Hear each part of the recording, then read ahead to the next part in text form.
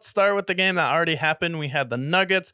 They went head to head with the Timberwolves. They jumped out 18-4. Nuggets settled into it, but the Timberwolves took it to them in this game, especially in the second half. And my real concern is, well, I think the Nuggets can still win the series. The Timberwolves won 2 games versus them last year, and they're definitely a much better team this year, is the health of Jamal Murray. He was limited after that Lakers series where he wasn't able to go 100% after practice there, and that's really kind of what the series comes down to, because I think at this point, Anthony Edwards has been so good that if Jamal Murray isn't 100% healthy, I could definitely see the Timberwolves pushing it to 7 and potentially winning.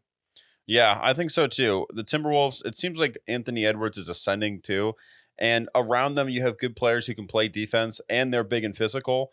So this is a team that I think the Nuggets could run into trouble with, especially when you have someone like Rudy Gobert. Can he perform in the playoffs? He is a defensive specialist as well.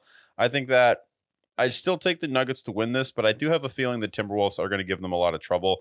And I do think this is going to go 7 games. Yeah, I think it's going to go 7. And the one thing that was interesting in this game was this was the first time I ever saw the Nuggets rattled, like since the playoffs last year. And I don't think they even got rattled last year, but there was one point in the fourth quarter where the Nuggets were trying to come back and Joker was making some uncharacteristic passes, turning the ball over, and they seemed a little bit rattled. And I think Anthony Edwards at this point in his career, where he's the only one under 22 besides Kobe to have back-to-back 40-point games, and they don't really have anyone who can guard him on their roster, because you put KCP on him, he's just going to back down and shoot over him, and then he's a lot faster than Aaron Gordon. He was beating him right to the rim right now. So you have someone who is only 22 years old. He's coming into his own right now, and he's doing things that only Kobe Bryant has done before, but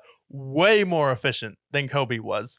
And this team now just has the vibe of a champion. And it's one of those teams you watch, and then you watch Anthony Edwards talk in the post game where you're like, I've never seen Rudy Gobert play this well in the playoffs. And then I've never seen Karl Anthony Towns actually step up in a big moment, and Anthony Edwards seems like he's pushing everyone around him into place where he's like, Gobert, we're not thinking about you on offense. We need you fully focused on defense.